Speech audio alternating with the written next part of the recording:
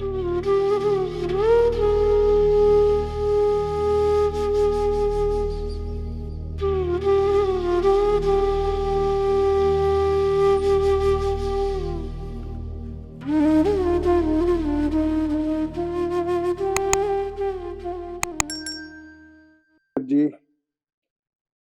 बड़ा सौभाग्य है कि गुरुजी ने संगत से रूबरू होने का मौका दिया। जब वो हुक्म करते हैं तो तभी ये संगत के साथ बैठ के शेयर करने का मौका होता है। गुरुजी से अगर मैं शुरू से देखूं तो जोगा जी पहले गुरुजी से मिले थे। उस वक्त मैं साथ नहीं गया था, बट पहला मेरा उनसे जब पहली बार मैंने उनकी उनके सामने माथा टेका, वो मेरे इन लॉज के घर में आए थे, सेक्टर 8 चंडीगढ़ में। ये जब योगा जी पहले गए थे उसके थोड़े दिनों बाद की बात है। तो वो आए थे किसी फंक्शन पे चंडीगढ़, तो उन्होंने वो घर जाके भी ब्लेस करना चाहते थे। सो वहाँ मैंने पहली बार उनके दर्शन किए और उन्होंने कहा कि आप जलंधर आया करो। अब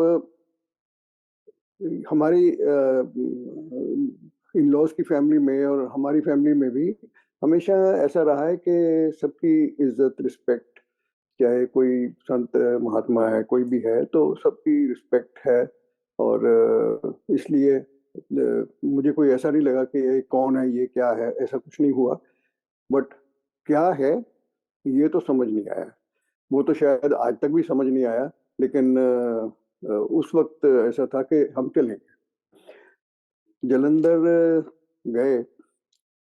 अब जिन संगत ने जलंधर मंदिर के दर्शन किए हुए हैं, पहले का या अभी का, अभी तो थोड़ा चेंज कर दिया उन्होंने, लेकिन वो उनका जो सिंहासन, उनकी गद्दी जो है वो वहीं पे है।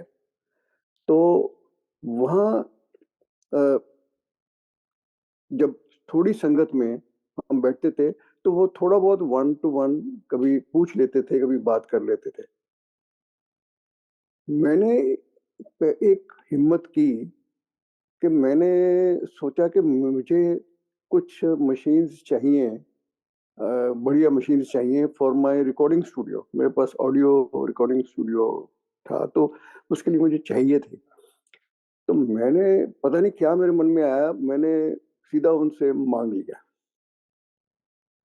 अब बाद में ऐसे कहते हैं कि गुरुजी कहते हैं कि मंगो ना मनो। उस वक्त तो कुछ भी समझ नहीं थी उनके बारे में, तो मैंने मांगा। उन्होंने मेरी बात का, अब देखो, वो इस बात को तो समझते हैं, वो तो उनको पहले पता था कि क्या है। और शायद जब हम जुड़े तो उसको उनको ये पता था कि आगे क्या होने वाला है, क्या नहीं है, सब पूरा चार्ट उनके पास है। लेकिन मेरी बात का जवाब नहीं दिया। उन्होंने कहा कि यू शुड, आप ऐसे करो, संगत के लिए कुछ रिकॉर्डिंग करो, आपका स्टूडियो है।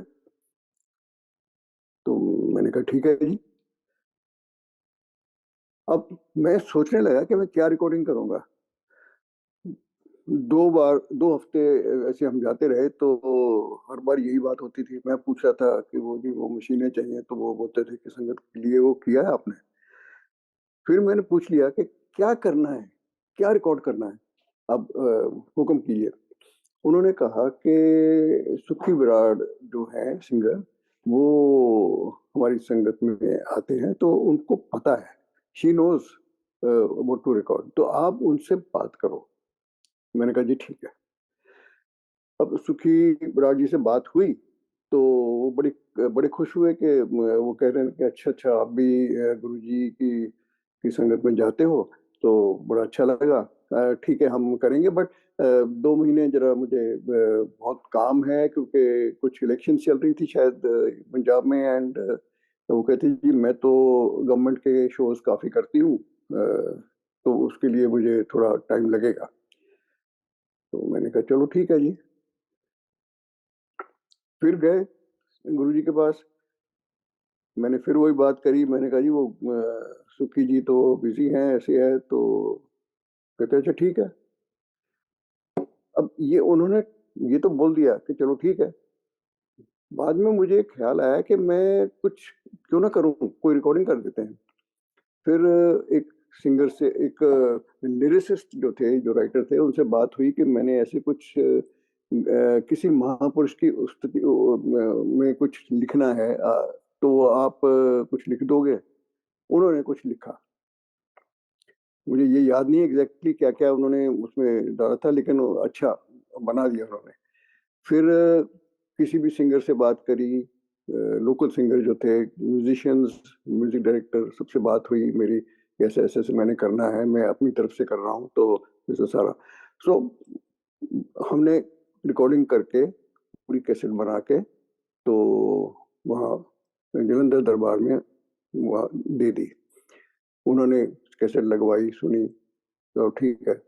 अब उसका रिजल्ट क्या था मुझे नहीं मालूम।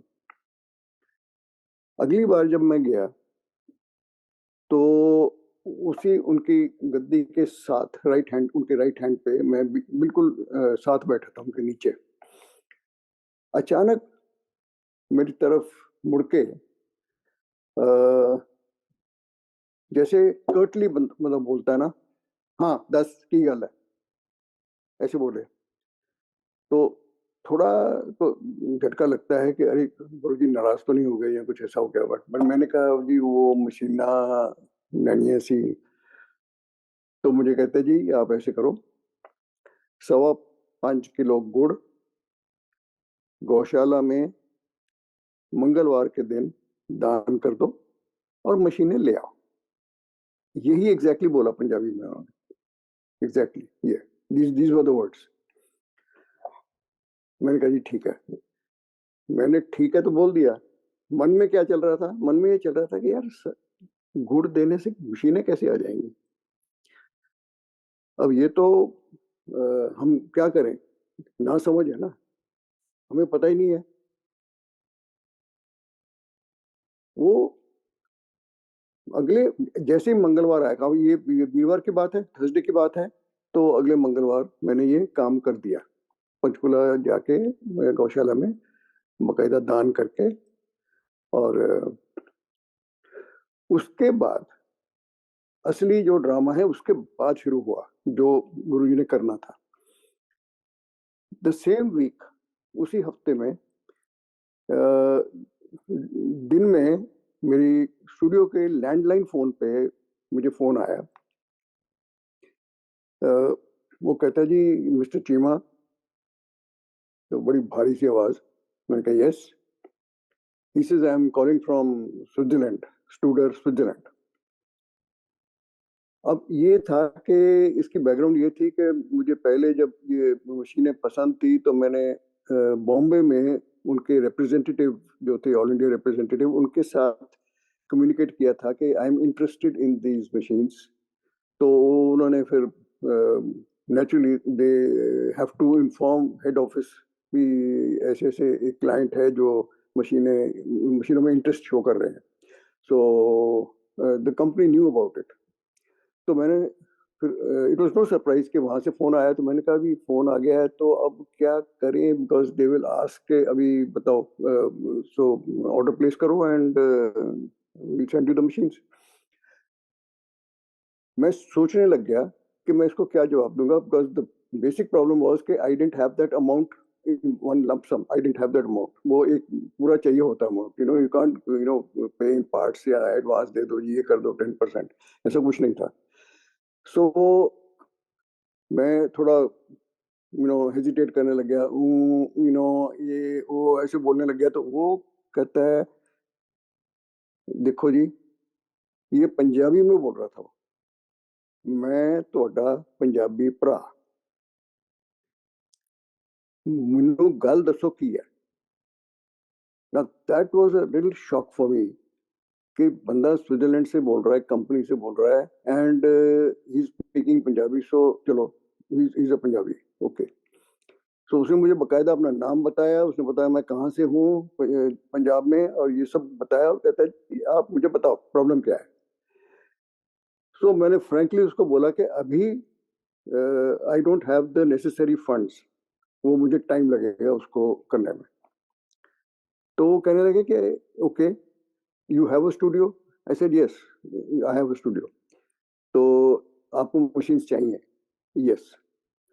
वो कहते कोई बात नहीं, I am coming to India, मैं next week I will be there, तो मैं आके आपसे मिलता हूँ, फिर बात करेंगे। वो नेक्स्ट वीक आ गए, उन्होंने स्टूडियो देखा, सारा बड़ा अच्छा लगा, ये ठीक है जी, आप वाकई रनिंग द स्टूडियो, सब ठीक है। एंड देन ही सेड के लेट्स हैव लंच समवेयर, तो बैठ के बात करते हैं। तो वो कह रहे थे कि मेरी वाइफ आई हुई है, she was an Austrian lady, तो मेरी बेटी भी साथ में है, and I have my brother in law who is who pick me up from Delhi, तो वो साथ में है, तो लेट्स गो देयर। तो मैंने फिर जोगा जी को फोन किया घर पे, मैंने कहा जी आप जरा थोड़ा रेडी होकर आ जाओ, I will go to mountain hotel Chandigarh to have lunch, because those people are here, and उनकी फैमिली आई हुई है साथ में। So then we got together there. अब उन्होंने मुझे बहुत लिटरेचर दी, उन्होंने मुझे उनका पब्लिसिटी मटेरियल था ये वो, और सारा डिस्कस किया, और बोला कि भी when I go back I will see what I can do for you, and then will take it up from there. मैंने कहा चलो ठीक है। अब मुझे उसके बाद तो याद नहीं कि उसने क्या बोला है क्या नहीं है, कि अपने काम में लग गए। One night, I get a call. I think it was about 9:30, रात के 9:30 होंगे। I got a call from Switzerland. तो वो कह रहा थी कि मैंने आपका काम कर दिया है, प्लीज नोट डाउन। तो मैंने नोट किया। वो कहता है जी एयर फ्रांस की फ्लाइट में हमने दो मशीन्स लोड कर दी हैं, and they have already left Switzerland, and आप उनको वहां से whatever duty is payable आप करके तो उसको ले लो। Now I had not paid a single penny, कुछ नहीं दिया था, कोई रिक्वेजिशन भी नहीं थी, मतलब आई हैड नॉट इवन कमिटेड कि मुझे ये चाहिए, नथिंग इन राइटिंग, नथिंग। और सो फॉर्मेलिटी तो करी नहीं, कोई कोई बैंक की एलसी नहीं खोली, कुछ नहीं किया, and those machines were on their way. So हम गए जी वहां से दिल्ली जाके, जो भी एप्लीकेबल ड्यूटी थी वो करके, तो I got the machines home. Now पहला तो झटका यही था कि ये कैसे हो गया। आई वेंट टू गुरुजी, जब हम अगली बार गए तो मैंने इनको बोला जी वो मशीना आ गई हैं। तो गुरुजी बोलते हाँ आ गई हैं, ओके, होर आउणगियां, और भी आएंगे, you know there is more to come. Now वो आई डिडंट नो कि अभी और क्या आएगा। ऑफ कोर्स रिक्वायरमेंट्स तो बहुत होती हैं, यू नो होता है ये भी ले लो वो भी ले लो वो भी ले लो, बट और क्या आएगा, दे प्रीटी एक्सपेंसिव मशीन्स। वही हुआ, उस बंदे का दोबारा फोन आया, वो कहते हैं जी मशीन्स तो आपने ले ली, लेकिन I don't understand, do you have one studio in that complex और do you have two studios inside? तो मैंने कहा आई हैव वन स्टूडियो, एक ही है। वो कहते हैं जी ये दो मशीन्स जो हैं वो आप एक एक स्टूडियो में कैसे यूज करोगे, these two machines are independent machines, तो आप कैसे यूज करोगे इनको? the other way is to interlock the machines, एक सिंक्रोनाइजर के थ्रू इनको इंटरलॉक करके इकट्ठी, they work as one machine, फिर तो आप एक स्टूडियो में यूज कर सकते हो, अदरवाइज इट्स यूजलेस। तो मैंने कहा जी हाँ करना तो मैंने यही है। वो कहते हैं जी फिर सिंक्रोनाइजर चाहिए आपको? मैंने कहा हाँ जी चाहिए। तो कहते हैं जी ये बात आप पहले क्यों नहीं बोलते, तो सिंक्रोनाइजर भी साथ में आ जाता। अब मुझे ये पता था, because I had check the price list, synchroniser की प्राइस थोड़ी सी एक मशीन की प्राइस से ज्यादा थी। तो मैंने कहा जी हाँ वो भी चाहिए। फिर वो कहने लगे जी और क्या चाहिए मुझे बताओ। आपके पास स्पीकर्स हैं, बाकी सारा कुछ। मैंने कहा स्पीकर्स हैं, मैं काफी देर से यूज कर रहा हूँ, कई साल पुराने हैं। तो कहते छोटे हैं आपके पास? मैं कहा छोटे नहीं हैं, बड़े वाले हैं। He said okay I will do something. आप ये इसको अगर शॉर्ट करूं मैं, तो मैंने मांगी 2 machines. Total number of items that came ultimately from the same company was 10। 10 मशीनें टोटल, 10 चीजें आई, मतलब इंक्लूडिंग 2 स्पीकर हैं, 2 बड़े हैं, छोटे हैं, ये सब कुछ जाके। एंड और 20 लाख का टोटल अमाउंट था उसका, 20 lakhs। Now that was something that अगर मैं ऑर्गेनाइज करता तो मुझे कुछ टाइम लग जाना था। अगर ऑर्गेनाइज करते, उनको सेव अप करके करके व्हाटएवर, यहाँ लोन है, ये है, formalities, so many things. But उन्होंने मुझे बोला कि मैं हर 6 महीने, 3 महीने, 4 महीने बाद मैं आता हूँ India, because he was looking after sales of India, Pakistan, Sri Lanka, Nepal, ये सारा एरिया उसके पास था। तो वो कहते मैं तो आता रहता हूँ। तो जब भी जो भी, अब क्या हुआ कि जब भी वो आते थे, कभी मैं उनको 50,000 दे देता था, कभी 1 लाख हो गया, कभी 1.5 हो गया, ऐसी जो भी अमाउंट उस वक्त मेरे पास होती थी। I used to prepare for that, कितना अमाउंट सेव करना है तो उनको। तो ये करके 2 साल के अंदर वो सारा अमाउंट क्लियर हो गया। There was no commitment, there was nothing at all, बिल्कुल कोई ऐसी बात नहीं थी। और मुझे ये पता है कि ये सारी मशीनें जो हैं, वो जो भी आया बाद में, they were all very very useful for me, very useful for me. So अब रिकॉर्डिंग इक्विपमेंट आ रही है, इसके बाद ये तो एक चीज हो गई ना। इसके बाद उन्होंने क्या करवाना था मेरे से ना, अल्टीमेटली जो बात करनी थी वो रिकॉर्डिंग करवानी थी मेरे से। वो अब now I think about it कि कैसे था। But at that time he once told me, क्योंकि जब वो रिकॉर्डिंग एक हो गई, तो that was not exactly what he had said. उन्होंने बोला था कि सुखी विराट की रिकॉर्डिंग करनी है। ये भी बात मुझे बाद में एहसास हुआ इसका, क्योंकि वो अपने मुंह से बोलते नहीं थे कि ये करना, वो करना, ऐसे करना, ऐसे करना, नहीं बोलते थे वो। उन्होंने जो किया मेरे लिए, उससे ये हुआ, नंबर 1 के जो मन्नो, मंगो ना, मंगो, मन्नो, now that was cleared, it was clarified to me, because अगर मैं उनसे कुछ ना बोलता तो ये 10 उन्होंने मुझे देनी थी। इट वाज देयर, उनकी अपनी, उन्होंने मेरी डेस्टिनी में रखी थी, ये चीजें होनी थी। मैंने मांगी 2, और अगर वो मुझे 2 ही दे देते तो बाकी कुछ नहीं आना था, कि जल जा ले, 2 ले ले। तो अगर मैं ना मांगता तो वो 10 तो आनी थी। बट उन्होंने मुझे ये 10 दे के ये एहसास करवा दिया कि भैया आगे से मांगना नहीं है। ये मेरे मन में बैठी बात कि मैं आगे से मांगूंगा नहीं कुछ भी। मुझे पता है जो उन्होंने देना वो दे ही देना है। उन्होंने जो मेरे लिए ठीक है वो दे देंगे। It is if it is good for me. और गुड फॉर मी का क्या, मैं आपको बताता हूँ कि मेरे स्टूडियो की रेपुटेशन, क्वालिटी, और जो हमारी वो इज्जत बनी और जो सारा हुआ उन मशीन्स की वजह से हुआ। It was it was really great, वो उन मशीनों की वजह से। एंड इसके बाद उन्होंने जो मेरे से करवाना था, जो रिकॉर्डिंग वाला काम करवाना था, अब उसके वो बात हुई जब वो पंचकुला में जनरल आहूजा जी के घर पे संगत करते थे। तो वहां पे उन्होंने एक बार मुझे बोला कि जी किसी सिंगर ने सत्संग में पूरा अपना प्रोग्राम करना है, उन्होंने गाना है, एंड वो जो 1-1.5 घंटे की या 2 घंटे की जो भी है वो रिकॉर्ड करना है आपने। मैंने कहा जी ठीक है। So I took my portable professional equipment there. तो मैंने कहा जी we can do it, live live recording करनी है।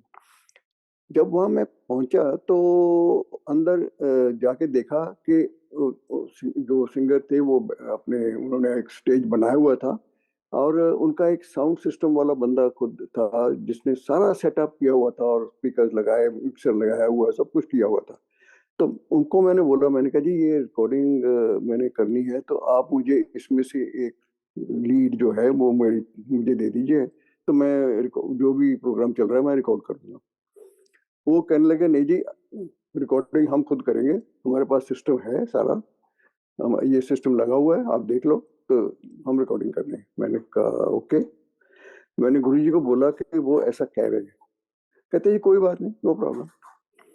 चलो, सारा प्रोग्राम हुआ और उसके बाद जब लंगर का टाइम आया तो लंगर सर्व होने लग गया। और फिर वो गुरुजी कहते हैं ले अभी सुना, अभी रिकॉर्डिंग सुनाओ की रिकॉर्ड होया। अब वो कैसेट उन्होंने लगाई तो कुछ देर तक कोई आवाज नहीं आई। उन्होंने फॉरवर्ड किया उसको, फिर आवाज नहीं आई, और फॉरवर्ड किया, फिर उसको टेप को उल्टा किया, बी साइड लगाई उसकी, कोई आवाज नहीं आ रही, नथिंग, एब्सोल्युटली नथिंग। मेरे ब्रदर लॉ, जोगा जी के ब्रदर, उनके गद्दी के पास ही बैठे थे गुरुजी के। तो वो कहने लगे गुरुजी ये क्या हुआ? तो गुरुजी ने कहा अभी रिकॉर्डिंग तो मैंने चीमे से करानी थी, इससे थोड़ी करानी थी। उसका मतलब ये हुआ कि जो उन्होंने कहा है वही होगा, वही होगा। चलो, वो गई आई बात हो गई। 33 सेक्टर में जब 33 सेक्टर, आई थिंक 1996 की बात है शायद, ये 96 शिवरात्रि, शिवरात्रि का एक फंक्शन काफी बड़ा होना था, संगत काफी बड़ी होनी थी। तो 33 सेक्टर में जो जहाँ वो विराजमान थे उसके साथ वाला प्लॉट खाली था, तो वहां पे शामियाना और सब अरेंजमेंट हो रहा था नेक्स्ट डे का। तो गुरुजी ने मुझे बुलाया और मुझे कहा कि कल का सारा फंक्शन जो है ये रिकॉर्ड करना है, और डॉली गुलेरिया जी सवेरे गाएंगे और दोपहर का सेकंड हाफ जो है उसमें सुखी बराड़ जी गाएंगे, तो वो सारा रिकॉर्ड करना है आपने। मैंने कहा जी ठीक है। मैं जब आज्ञा ली तो वो कहते नहीं नहीं, एक मिनट, कहते रिकॉर्डिंग खुद करनी है। सो मैंने कहा जी ठीक है, क्योंकि मैं समझ गया कि आफ्टर ऑल मैं किसी को भी वहां बिठा सकता था स्टूडियो से कि भैया ये देख लेना, जरा सेटअप कर दिया, चलो देख लेना, बट ये सेट के खुद करनी है। एंड दैट वाज, वो तो हुक्म है। तो फिर अगले दिन ये हुआ कि सबसे पहले जब प्रोग्राम शुरू हुआ तो एक पंडित जी आए थे वहां पे, उन्होंने कुछ गुरु जी ने उनसे कहा कि ऐसे पूजा करो या कुछ जो भी उनसे करवाया कुछ। तो पंडित जी ने शंख बजाया, वो शंख सबसे पहले रिकॉर्ड हुआ, उसको रिकॉर्ड किया। उसके बाद डॉली गुलेरिया जी का प्रोग्राम हुआ, उन्होंने अपने गाने गाए, जो उनके मदर जो सुरेंद्र कौर जी गाते थे, वो गाने, पंजाबी गाने गाए उन्होंने, शब्द नहीं गाए। उन्होंने एक ओम नमः शिवाय जो जो उनका काफी सबको पता होगा, सुना होगा सबने, ओम नमः शिवाय उस वक्त रिकॉर्ड हुआ। वो ओम नमः शिवाय जो था वो गुरुजी ने स्पेशली लिखवाया था डोली जी से, क्योंकि डोली जी को बोला था कि आप लिखो, और उनको मतलब नेचुरली उनको प्रेरणा दी, उनको ब्लेस किया होगा कि हाँ वो लिख लें, तो उन्होंने लिखा। वो ओम नमः शिवाय जो है सारा वो उन्होंने खुद लिखा हुआ है, और वो रिकॉर्ड हुआ उस टाइम पे। उसके बाद लंगर जब हुआ तो बीच में जो एक बैंड आया हुआ था, अब हम बैंड सुनते हैं कई बार जब कहीं भी सत्संग शुरू होता है तो बैंड बजता है पहले, तो वो उस ट्यून पे है जो सुखी बराड़ जी का एक गाया हुआ था, आज साडे गुरु आना, वो उसकी ट्यून है। तो वो बैंड ने बजाई और ये हुक्म हुआ कि बैंड को भी रिकॉर्ड करो। वो बैंड रिकॉर्ड हुआ। वो काफी लंबा है वैसे, लेकिन अभी ब्रिज्ड वर्जन कई जगह पे प्लेलिस्ट में आ जाती है। बट वो उस टाइम पे रिकॉर्ड हुआ था। उसके बाद आफ्टर लंच जो प्रोग्राम था वो सुखी बराड़ जी का था, तो सुखी बराड़ जी ने वो सारे गाए उनके अपने गाने, प्लस उन्होंने जो गुरु जी का स्पेशल था कि आज साढ़े गुरु आना, वो भी किया उन्होंने। ये सारी रिकॉर्डिंग जब हो गई तो शाम को जब लंगर सर्व हो रहा था तो वहाँ उस टाइम क्योंकि वहाँ बैठने की ऐसी जगह नहीं थी, वो कुर्सियाँ नहीं लगी थी, कुछ नहीं था, तो जहाँ जिसको जगह मिलती थी वो बैठते थे। तो गुरुजी एक ऊंचे से प्लेटफॉर्म पे बैठे थे वो, तो मुझे बुलाया, मुझे कहते चीमा अंकल थैंक यू, हाथ जोड़ के मेरी तरफ होते ही चीमा अंकल थैंक यू। अब दैट वाज मेरे लिए वो मेरे को हाथ जोड़ रहे हैं और थैंक यू बोल रहे हैं, हालांकि उन्होंने शायद आशीर्वाद और मेरे लिए किया सारा, मेरे लिए मेरी फैमिली के लिए किया उन्होंने, और हाथ थैंक यू मुझे बोल रहे हैं। और साथ के साथ ही उन्होंने जोगा जी को बोला, जोगा आंटी तेरे बच्चे पास। हमने जाके मत्था टेका, आशीर्वाद लिया। तो ये बच्चे पास का मतलब है कि उनका कल्याण कर दिया। इट इज नॉट क्लास में पास, इट इज कल्याण कर दिया, and that is for all times to come. उनकी उन्होंने कर दिया ना। उसके बाद उन्होंने मुझे हुक्म किया कि ये जो भी रिकॉर्डिंग हुई है ना, इसकी आप कैसेट्स बना लेना, फिर मैं बताऊंगा आपको। ठीक है जी। तो वो पहले मैंने उसकी मास्टर टेप बनाई, एक मास्टर टेप बना के, वो एक टेप में पूरा नहीं आता था, वो कैसेट 2 कैसेट्स बनी थी, वो डबल डबल एल्बम था, वो डबल कैसेट। तो 2 कैसेट में मैंने जाके उनको एक बार जब सुना दिया तो वो कहते ठीक है जी, इसकी आप ऐसे करना 200 कॉपी संगत की ले आना अगली बार। तो ऐसे ही कभी 200, कभी 100, कभी ऐसे ही चलता रहा। तो वो मैं हर बार चंडीगढ़ से जब भी जाना, दिल्ली, अब जब तब तक वो दिल्ली चले गए थे, तो दिल्ली जाके हम वहाँ पे देते थे। और वो जो 2 डबल एल्बम थी कंबाइंड, उसको वो बतौर प्रसाद संगत में बांटते थे। जब आज्ञा ले रही थी संगत तब देते थे उनको कि ये ले जाओ बतौर प्रसाद। अब ये इसकी जो इसका जो प्रसाद का जो इफेक्ट था कैसेट का, वो एक संगत ने बताया हमें। उन्होंने बोला कि वो एक आईएएस ऑफिसर थे हरियाणा के शायद, उनकी वाइफ थी लखनऊ से। तो उन्होंने एक बार गुरुजी से कहा कि जी मैं तो जी मेरी आदत है, मैं तो ना तो अपनी शराब छोड़ सकती हूँ, ना सिगरेट छोड़ सकती हूँ, शाम को तो मैंने शराब भी पीनी है और सिगरेट भी पीनी है, तो बाकी जो आप कहोगे। तो उन्होंने कहा कोई बात नहीं, आप कर लेना। तो 2 कैसेट्स उन्होंने दी उनको, बोला जी ये लो प्रसाद, ये टेप लगा लेना, लगा के आप शराब पीनी है, सिगरेट पीनी है, कर लेना अपना काम। उन्होंने खुद संगत ने ये बताया कि मैंने वो टेप लगाई, गिलास में पेग डाला, सिगरेट लाइट करी, लेकिन ना तो सिगरेट पी, ना ही वो गिलास पे एक भी घूंट पिया। और उसके बाद मेरा जी कभी नहीं करा, शराब और सिगरेट दोनों छोड़ दी मैंने। मेरे अंदर से ऐसा हुआ कि मैं मुझे नहीं चाहिए ये।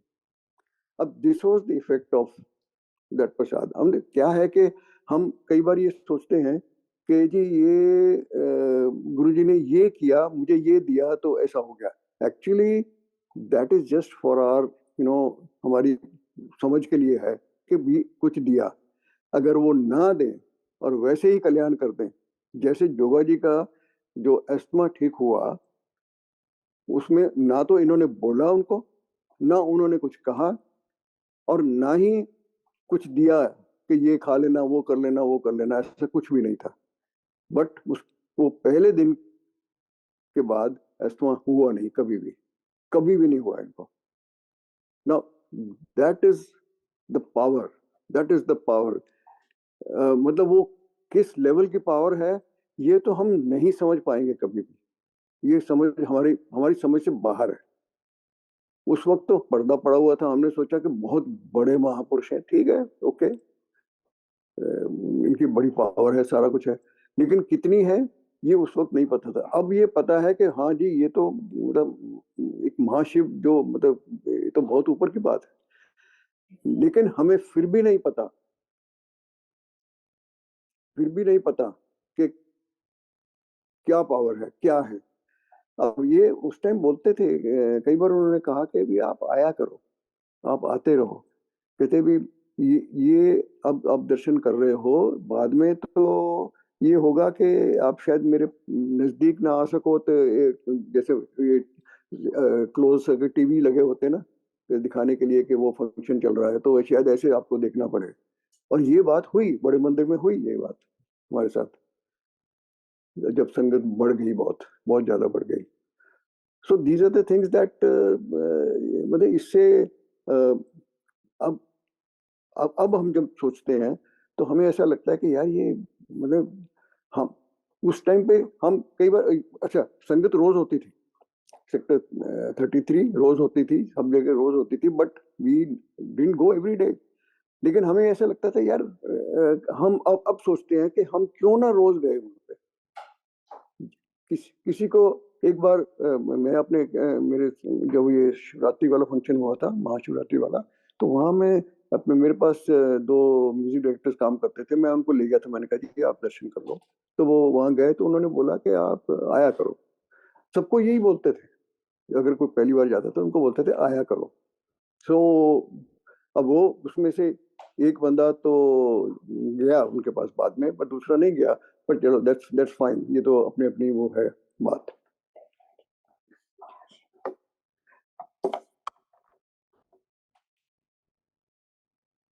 अब ये अ, हम ऐसे ये सोचते हैं कि जैसे महाशिव कौन है या क्या है, ये बातें हमने सुनी है या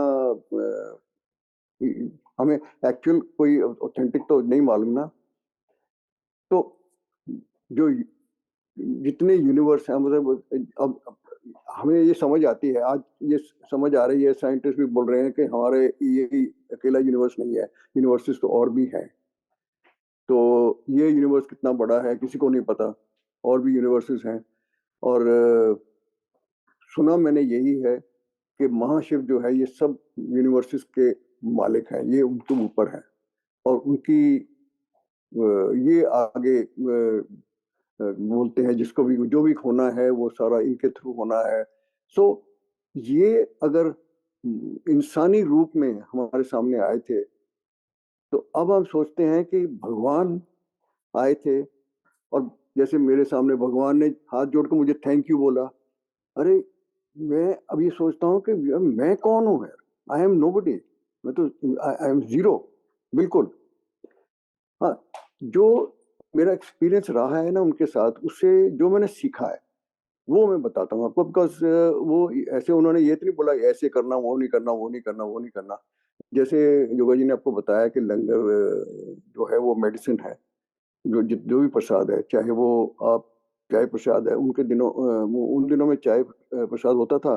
दिस इज बिफोर बड़े मंदिर, चाय प्रसाद होता था ओनली, उसके साथ कोई स्नैक नहीं था। तो उसके बाद लंगर। अब you have to finish that, क्योंकि वो आपका वो आप दवाई है, वो ब्लेसिंग है। जब हम वहां बैठते हैं, ये मेरी मेरी आदत, मतलब पर्सनली मैं अपनी बात कर रहा हूँ कि मेरी आदत ये बन गई कि जब भी, आज भी जब किसी सत्संग में जाते हैं, तो जाते ही I am not in a mood to say oh hello how are you, क्या है, ये है, वो है, वहां जाके से कुछ नहीं, मैं I don't do it at all. क्योंकि ये एक डिसिप्लिन मैंने वहां सीखा है। वहां जब जैसे छोटे मंदिर में हम जाते थे, तो अगर गुरुजी अपने आसन पे नहीं बैठे हैं, वहां गद्दी पे नहीं है, तो हम बातें नहीं शुरू करते थे आपस में, आराम से चुपचाप बैठे होते थे। जब गुरुजी आते थे, और ये जब रिकॉर्डिंग हो चुकी थी उसकी, तो उसके बाद ये कई बार ये बैंड चलता था जब गुरुजी एंटर करते थे रूम। वो जब चलता था, कोई भी ना गाता था ना बोलता था, और कोई क्लैपिंग नहीं होती थी, बिल्कुल no clapping at all, absolutely zero. It was so quiet कि वो जब चल चल के आपके पास से जाते थे ना, you could almost here the rustling of the garment, you know, उनका जो चोला था, you could almost here that, जैसे वो चल के जाते थे। So it was that quite. मेरी वो आदत है, मैं आज भी क्लैपिंग नहीं करता हूँ। ऑफ कोर्स ये संगत, किसी भी संगत को मेरा तो हक नहीं है कि मैं किसी को बोलूं कि जी आप ऐसा करो ऐसा ना करो, क्योंकि गुरुजी भी कभी मना नहीं करते थे किसी बात पे भी कि जी अगर संगत कुछ बोलती थी तो वो कहते हाँ ठीक है कर लो, you know. So that is not something that I, but ये मैंने अपने डिसिप्लिन में ऐसे रखा है, that's how I do it.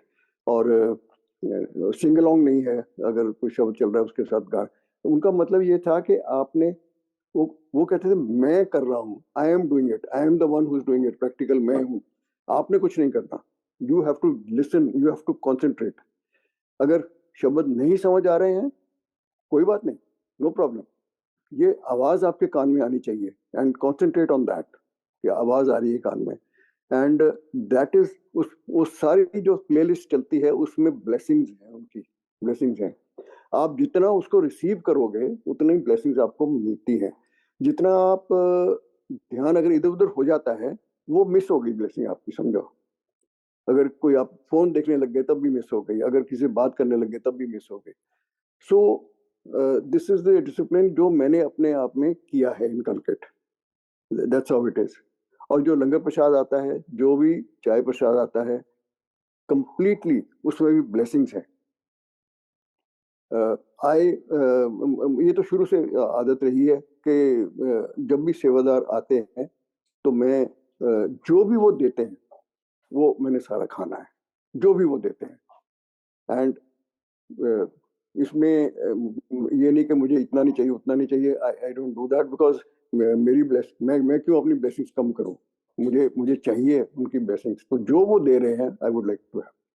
So this is the basic thing. मतलब ये नॉर्मली क्या है, सत्संग का मतलब होता है कि मैं अपना एक्सपीरियंस शेयर करूं, बट ये जो लास्ट पार्ट मैंने बोला है, this is what I have gathered, ये मेरा, मैंने निचोड़ उसमें से निकाला है जो पर्सनली मेरे लिए है।